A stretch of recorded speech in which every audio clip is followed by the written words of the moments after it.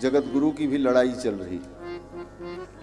एक सज्जन ऐसे हैं, वो कहते हैं हम ही एकमात्र जगत गुरु हैं। कहते हैं हम ही एकमात्र जगत गुरु हैं क्योंकि हमने प्रस्थानत्रयी पर भाष्य लिखा। जो प्रस्थानत्रयी पर भाष्य लिखे वो जगत गुरु होता है। तो उन्हीं जगत गुरु से पूछा जाए कि प्रयाग कुंभ के अवसर पर जिसको आपने जगत गुरु बनाया, पट्टाभिषेक किया, क्या उन्होंने प्रस्थानत्रयी पर भाष्य लिखा था? है? उनका भाष्य आपने देखा? और भाष्य लिखने की जरूरत किसे पड़ती? जो मूल सिद्धांत की स्थापना करता है वो भाष्यकार कहलाता है। भाष्य लिखना ही बहुत बड़ी बात नहीं है। भगवान शंकराचार्य ने ब्रह्म सूत्र पर भाष्य लिखा और अद्वैत सिद्धांत की स्थापना की। आज तक इतने वर्ष हो गए, कई शताब्दियां बीत गईं, भगवान शंकराचार्य की उस पवित्र परंपरा में एक से एक बड़े बड़े विद्वान हुए जिनके अंदर भाष्य रचने की क्षमता थी, लेकिन किसी ने भाष्य नहीं लिखा। क्यों? बोले भगवान शंकराचार्य ने जो सिद्धांत हमको दिया है हम उसी का अनुसरण करेंगे, वह सिद्धांत हम स्वीकार करते हैं। उसी प्रकार भगवान श्री रामानुजाचार्य ने भाष्य लिखा। 1000 वर्ष बीत गए। श्री वेदांत देशिक स्वामी वरदाचार्य, लोकाचार्य वरबर मुनिस्वामी जैसे महापुरुष हुए, लेकिन किसी ने भाष्य नहीं लिखा। क्यों? बोले हमारे आचार्य ने जो लिखा है हम उसी को स्वीकार करते हैं, उसी का अनुकरण करते हैं। तो फिर आपको भाष्य लिखने की जरूरत क्यों पड़ी? इसका मतलब कि आपने अपने आचार्य भगवान रामानंदाचार्य के भाष्य को स्वीकार नहीं किया, इसलिए आपको भाष्य लिखने की।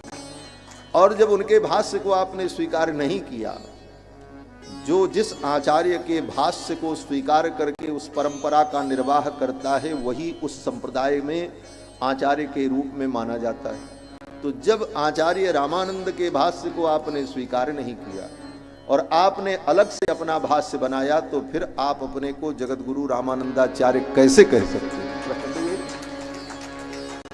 बहुत सारी बातें हैं, ये विषयांतर होना ठीक नहीं है, लेकिन अब क्या करें, बुद्धि में कोई बात आ जाती है तो कहना ही पड़ता है। पहली बात तो विकलांग व्यक्ति को आचार्य पद पर बैठने का अधिकार ही नहीं होता, वो आचार्य हो ही नहीं सकता। उठा करके शास्त्र पढ़ ले। अंगहीन, क्षण, नपुंसक, इनको आचार्य बनने का अधिकार ही नहीं। तो ऐसे लोग जब आचार्य बनेंगे तो इसी तरह उपद्रव खड़ा होगा समाज में, जो उपद्रव आज खड़ा है। और जब विद्या का अभिमान हो जाता है तो वह विद्या केवल दूसरों का अपमान करने के लिए होती है। वस्तुतः विद्या लोगों के अज्ञान को दूर करने के लिए होना चाहिए। विद्या विवाद के लिए नहीं। विद्या विवादाय धनम मदाय शक्ति ही परेशान परिपीडनाय खलस्य साधो विपरीतमेतत् ज्ञानाय दानाय च रक्षणाय। शास्त्र कहता है विद्या किस लिए होती है? विवाद के लिए। अगर विवाद के लिए विद्या है कि हम बहुत बड़े विद्वान हैं, हमारे सामने वो संस्कृत नहीं बोल सकते, हमारे सामने एक शब्द नहीं बोल सकते, बोले तो ये विद्या विवाद के लिए अगर तुम्हारे पास है तो वो विद्या खल की विद्या है। विद्या विवादाय धनम मदाय। भगवान ने आपको धन दिया है, लेकिन धन का घमंड हो जाए कि हम बहुत बड़े धनपति हैं, और दीनहीन गरीबों का तुम अपमान करते चलो अपने धन के अहंकार में, तो वो मद के लिए तुम्हारा जो धन है। विद्या विवादाय धनम मदाय शक्ति ही परेशान परिपीडनाय। और भगवान ने तुमको शक्ति दी है, तो शक्ति का मतलब ये नहीं है कि तुम दूसरे को मारते चलो, कूचते चलो, पीटते चलो, जिसको चाहो उसको ढकेलते चलो। बोले तब, बोले ये 3 लक्षण दुष्टों के। विद्या मिल जाए तो विवाद करे, धन मिल जाए तो अभिमान से मत्त होकर के ढूंढे घूमे, और शरीर में शक्ति हो तो दूसरे को दुख दे। विद्या विवादाय धनम मदाय शक्ति परेशान परिपीडनाय खलस्य। ये खल का लक्षण है, दुष्ट का लक्षण है, साधु का लक्षण। खलस्य साधो। और साधु का लक्षण क्या है? बोले ज्ञानाय दानाय च रक्षणाय। अगर विद्या दी है भगवान ने तो उस विद्या से तुम लोगों को ज्ञान दो, ज्ञानाय। दानाय, अगर धन दिया है भगवान ने तो धन का घमंड मत करो, धन का दान करो। ज्ञानाय दानाय चरक्षणाय, अगर शक्ति भगवान ने दी है तो भगवान की दी शक्ति के द्वारा आप दीनहीनों की रक्षा करो, जो दुखी हैं उनके दुख को दूर करो। ये साधु का लक्षण है। तो ऐसे अहंकार में मस्त, हमसे बड़ा कोई नहीं, कौन्योस्य सदृशो मया, मेरे समान कौन है। और जब कहीं किसी की बात भी आएगी तो क्या होगा, बोले वो मेरे पुत्र के समान है, वो मेरे बेटे के समान है, वो मेरे भाई के समान है, वो मेरे मित्र हैं। आज तक कोई तुम्हारे गुरु के समान इस धरती पर पैदा नहीं हुआ। ये अहंकार है, अहंकार का ज्वलंत उदाहरण है। धर्म सम्राट करपात्री जी जैसे व्यक्ति को भी कहा कि वो हमारे मित्र। धर्म सम्राट स्वामी करपात्री जी का जब शरीर पूर्ण हुआ था, आज लगभग 44-45 वर्ष पहले, और तब वो 80-85 वर्ष की अवस्था में धर्म सम्राट जी ने शरीर त्यागा। तब आपकी अवस्था तो 25-35 साल की रही होगी, तो 85 साल व्यक्ति से तुम्हारी मित्रता थी। फर्जी बात, झूठ का बवंडर, वो हमारे मित्र थे, वो हमारे मित्र थे, वो हमारे मित्र थे। 1.5 लाख पेज मुझे याद है, 1.5 लाख पेज याद है। तो ये कहने की जरूरत नहीं है, ये दिखाने की जरूरत है करके। कोई परीक्षा ले तुम्हारी तब पता चले। तो ये सब अभिमान उचित नहीं। किसी साधु संत की आलोचना भी उचित नहीं है। उनको संस्कृत नहीं आती, मेरे सामने एक शब्द संस्कृत का बोल दें, अरे भाई, संस्कृत में ही अगर सब कुछ बोलने का गौरव हो तो फिर तो बौद्धों के जितने ग्रंथ हैं वो बहुत सारे ग्रंथ संस्कृत में लिखे।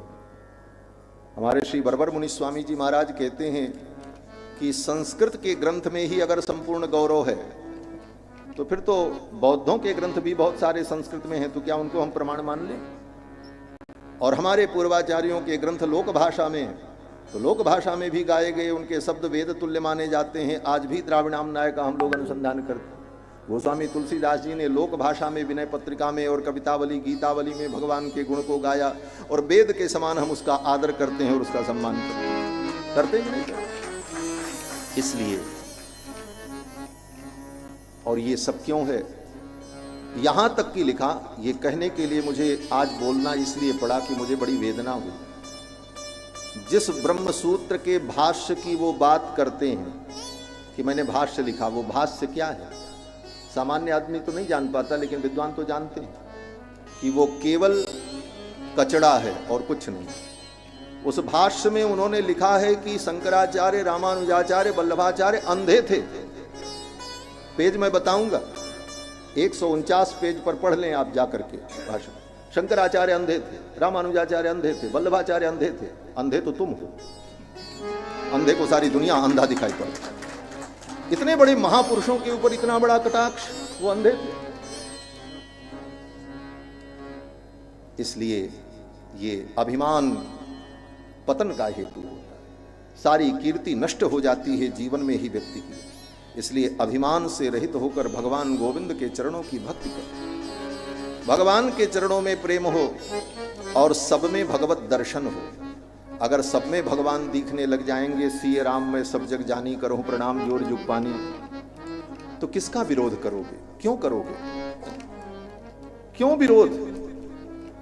हनुमान जी महाराज कहते हैं, निज प्रभु मैं देखहि जगत के हिसन करहि विरोध।